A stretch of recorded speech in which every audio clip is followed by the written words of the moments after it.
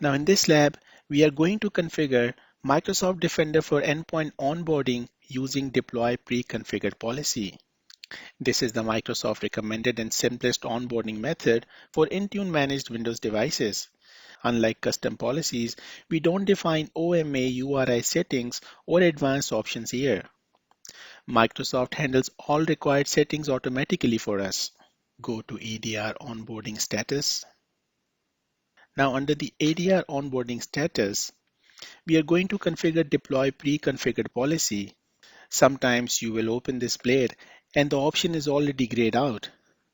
That usually means the Defender Intune integration believes a pre-configured onboarding policy already exists, or the connection state has not refreshed. In that case, we will do a clean reset of the integration by turning both connections off, waiting a few minutes, and turning them back on. Then we refresh and recheck the toggle. To do that, we navigate to Microsoft Defender for Endpoint in Microsoft Intune Admin Center and toggle off Endpoint Security Profile Settings. Click Save.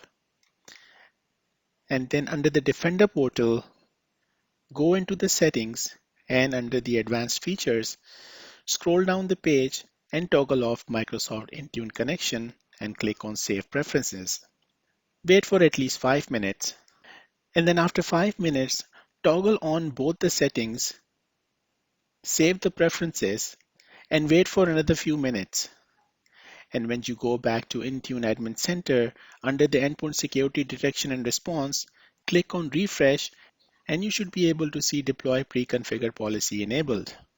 So grayed out after enabling is expected. Grayed out before enabling is when we use the reset steps we just did.